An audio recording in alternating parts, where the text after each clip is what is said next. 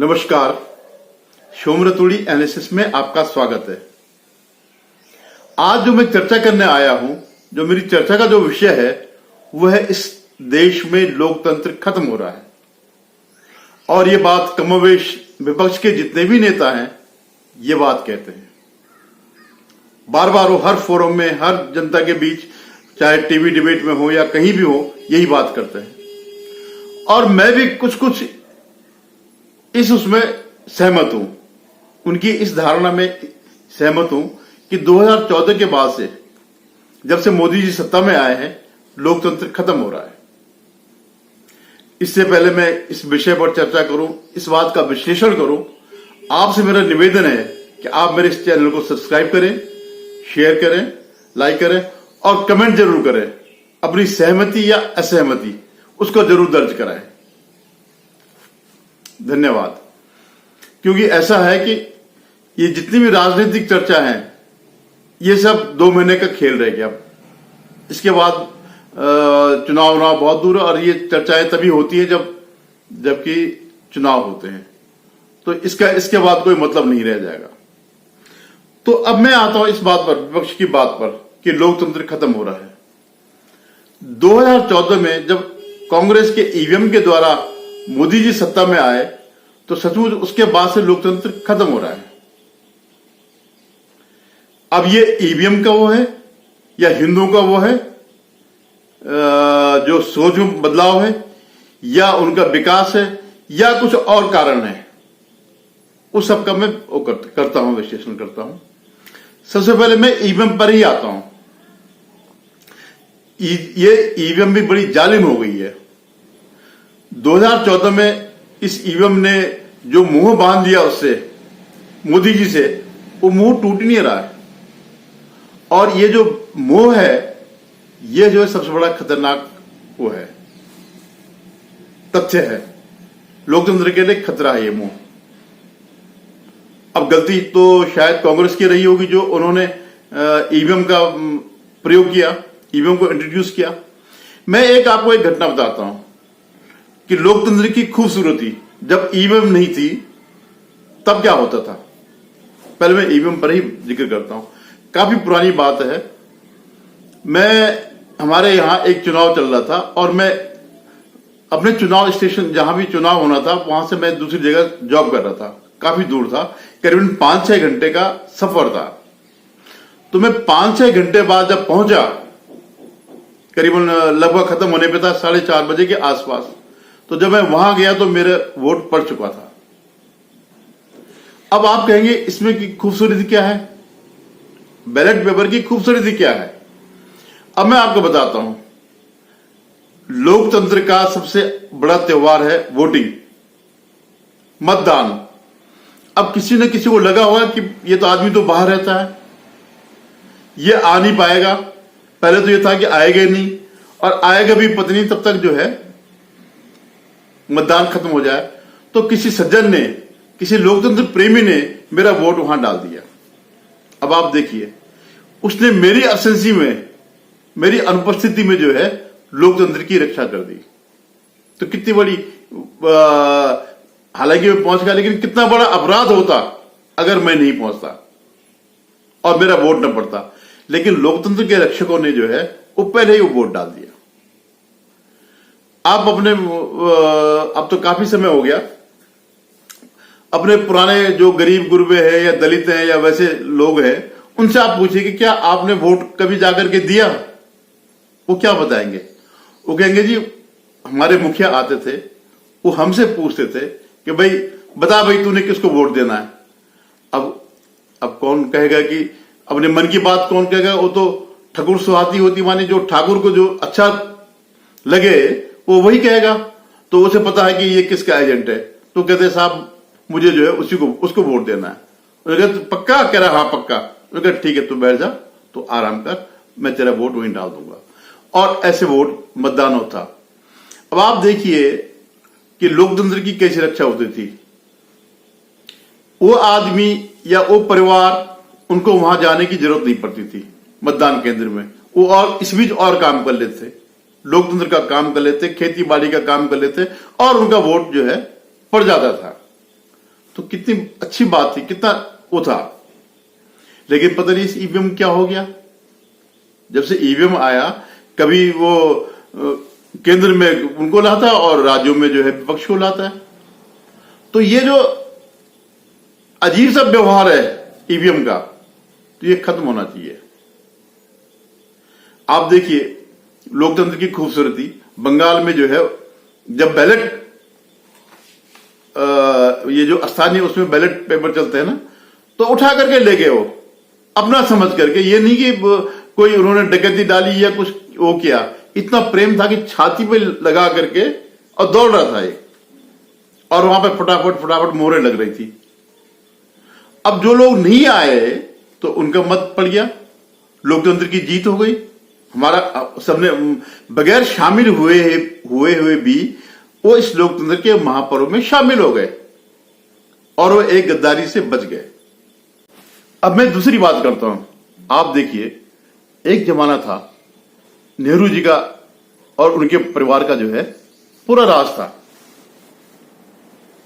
बीच बीच में दो चार लोग आए, लेकिन कमोवेश वो सब सारे कठपुतलियां थी। जब मर्जी आ गई उन्होंने उनको चलने दिया, नहीं मर्जी आई तो उठा करके फेंक दिया।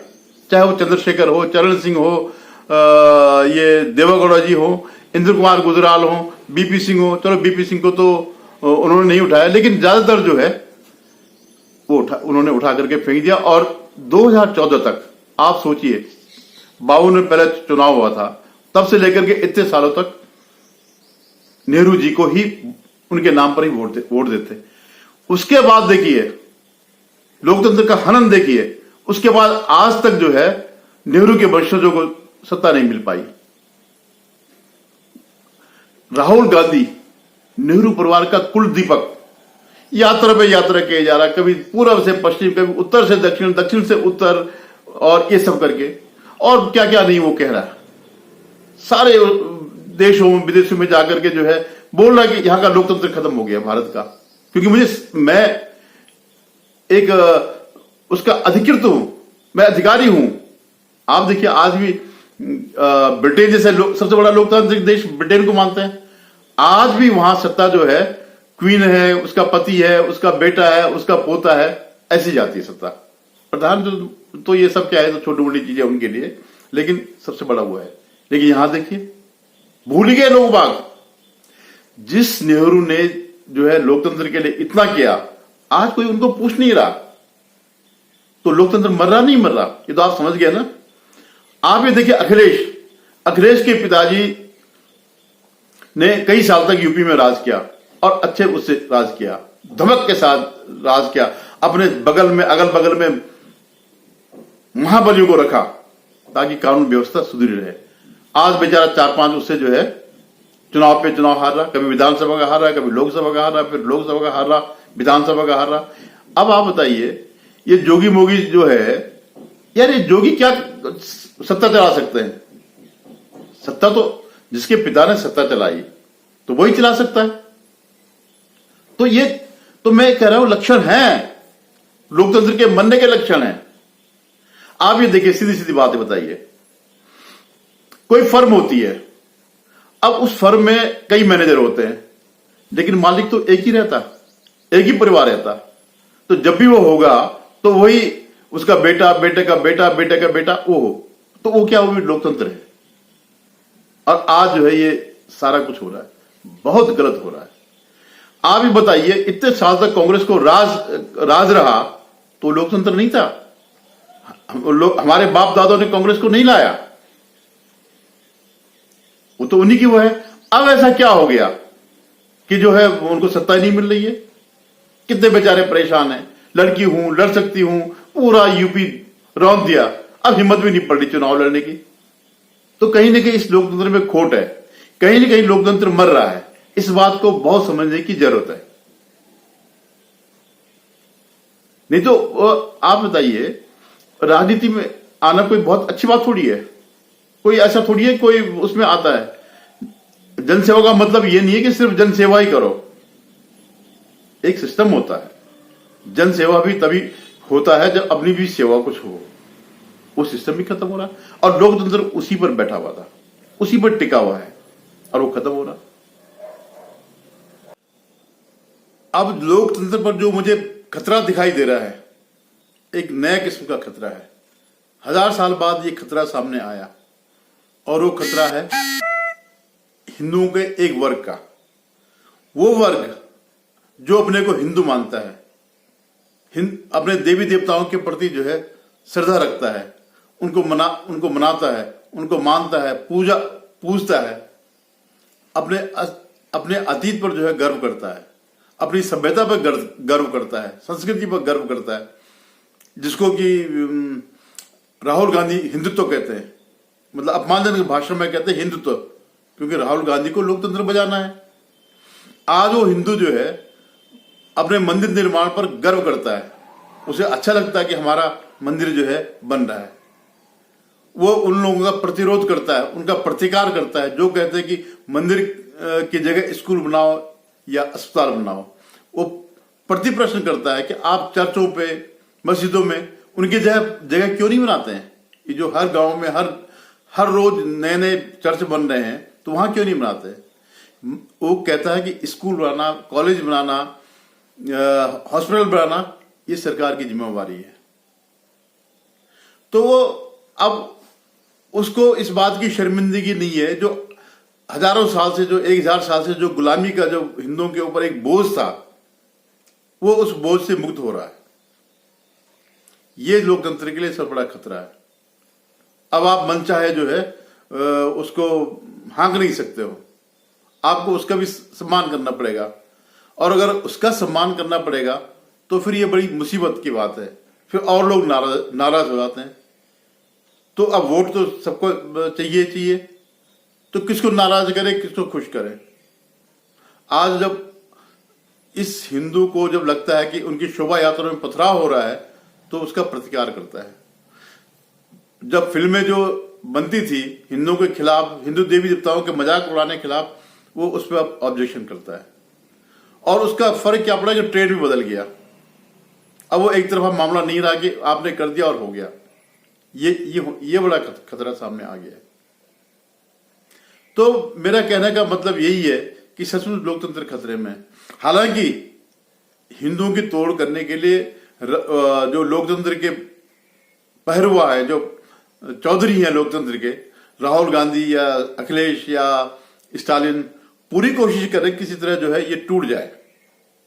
इनको उत्तर दक्षिण में विभाजित करें, जातियों में तोड़े, क्षेत्र में तोड़े, भाषा के आधार पर तोड़े, ताकि जो है ये जो लोकतंत्र के लिए खतरा है, ये खतरा कम हो जाए।